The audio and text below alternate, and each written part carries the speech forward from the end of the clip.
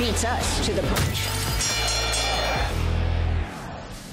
Tony TMurph Murphy, congrats. Second BKFC fight, second win. How do you feel right now? I feel great, especially after being with the doctor for 2 hours. I was like, you got me hostage back here. I thought he attached a new arm or something, but we're feeling good now. So it looked like you were getting reconstructive surgery. You missed the whole fight night, right? You probably wanted to watch those fights too. I wouldn't mind seeing some fights. I mean, Shift, we're all one family, so a lot of our guys were on the card. Dave and Brandon, Ryan Reber. But honestly, I just wanted to get to my girl. That was the main thing, you know what I mean? But it is what it is. I'm happy with the win. So it was a real war of attrition, right, between the two of you. From the get-go, you just went at it, right? Yeah, yes, sir. I wanted to go in and show my technique. That was really the goal. That was the camp. My boxing's come a long way. Murc is a tough dude, and I'm going to tell you right now, he hits hard. Technical or not, it was a brawl, and I knew that with this guy, I had to turn it into a dogfight, and I think that everybody would agree that's what it was. It was a dogfight, and I was happy to get the win. What made the difference at the end? We kind of saw he was a little tired. You caught him a couple times. How did you finish the fight?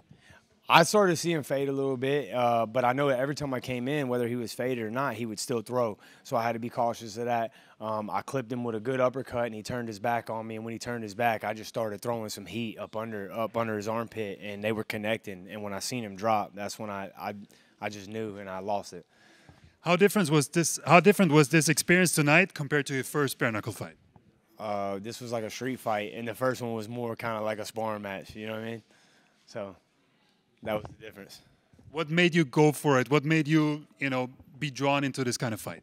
Well, at one point when I went to the corner in the second round, G, the cut man, he told me he was real. He was like, "Look, man, your cut looks bad. You're gonna have to do something." And so I felt I had to go for it. And obviously, seeing him starting to fade off, seeing my opponent start to fade off a little bit with maybe his cardio or whatnot, that made me just go. And when he turned his back, I mean, that was just like seeing red in a bull. You know what I mean? So I just went for it. How does your body feel right now? We saw you limping before. You have a broken finger probably. You got a couple stitches in the face. So how are you feeling? I feel like I've been in a fight. You know what I mean? That's as simple as that. I mean, it was a dog fight. Anyone who's seen it, they know that was a hell of a fight. You're 2-0 now. Who do you want next? Anybody that my management feels that I'm ready for. You know, that's not really my job. And I think being 2-0 is still fairly new. I don't really want to sit here and sound like I have say yet. I just want to keep earning my stripes and see where it goes. What gives you the drive and motivation to do this every single day? I did it for 10 years. I didn't make it in MMA, and this was my second shot. I wanted to try out. I got with a good management team. I'm on a streak right now, and, I mean, at 31 years old, this is my last run. You know what I mean? When this is over, it's probably going to be time to lay it down. So my motivation is try to succeed, earn as much money as I can, and walk away happy with everything I've done the last 11 years. What do you love the most about the sport? I don't know, the adrenaline, the fans, it's combat, man. You know what I mean? It's something I've been a part of my whole life, competition. It's a rush. I mean, that's just as real as I can be. I don't know. I don't really have an answer for that. I just love it. You know what I mean? That's just the truth. And what's the legacy that you want to leave in the sport? Just that people knew that I was down. You know what I mean? Like, a lot of guys fight. A lot of guys want to be in the sport, but how many people are really down to throw down? And I know one thing, every fight I've ever been in, I'm not undefeated. I've lost.